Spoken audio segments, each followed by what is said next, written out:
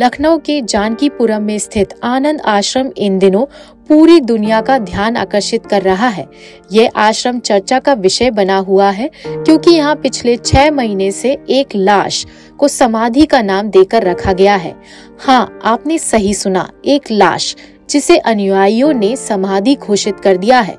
ये कोई साधारण लाश नहीं बल्कि साध्वी गुरु माँ आशुतोष शांवरी की दिव्य समाधि है।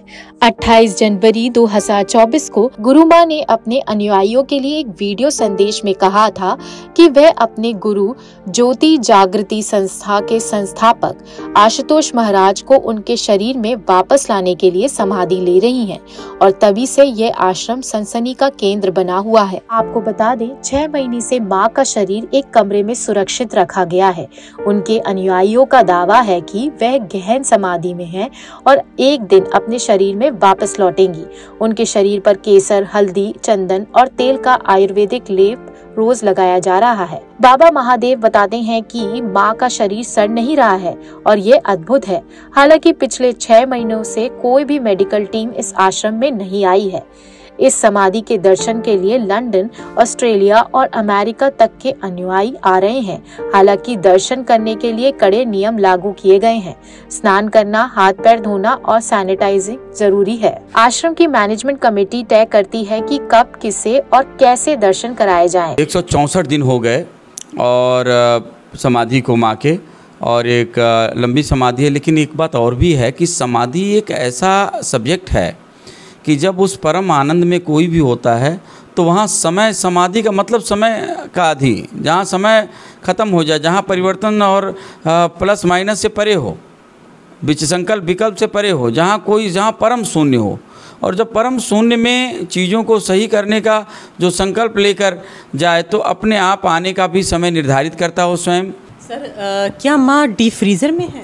नहीं, माँ नॉर्मल टेम्परेचर पे हैं और किसी डीप फ्रीजर पे यहाँ व्यवस्था नहीं है। किसी बर्फ़ की, किसी ऐसे कृत्रिम उपकरण की कोई भी यहाँ पर व्यवस्था नहीं की गई है। चूँकि समाधि अपने आप में, महापुरुष जो समाधि लेते हैं और लेना जानते हैं, वह अपने इस पंच भौतिक शरीर को सुरक्षित रखना भी जानते हैं।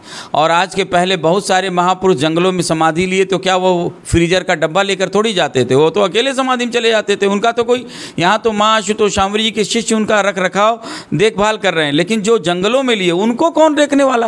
वो तो उनके शरीर पे दीमक लग गए, बांबी बन गए और वो लीन हो गए। तो बहुत सारी चीज़ें, ऋषि च्यवन का आता है और कंदम मुनि का आता है, अनेकों ऋषियों का आता है। तो कहने का तात्पर्य ये है कि माँ के लिए किसी भी कृत्रिम साधन का उपयोग नहीं किया गया, नॉर्मल टेम्परेचर पे रखा गया है और उनका शरीर सुरक्षित है। कि यहाँ पर 5 वर्ष का बच्चा है, अभी मैं बुला दूँ, और अभी वो रोज़ दर्शन करने जाता है, रोज़ दर्शन करके आता है। 5 वर्ष का बालक है, तो मैं उससे मिलवा देता हूँ। तो अब इतनी से आप लगा लीजिए। हाँ, एक बात ये है कि वह समाधि स्थल पे जाने के लिए कुछ नियम नियमावली हैं। स्नान करके जाते हैं लोग, हाथ पांव धो के जाते हैं, सैनिटाइज करके जाते हैं, पवित्रता धारण करके जाते हैं, सारी चीज़ें, और तभी वहाँ जाने का ये है। तो वो चीज़ें, नियम नियमावली सबको, चाहे वो बालक हो चाहे वृद्ध हो, सबको करना पड़ता है।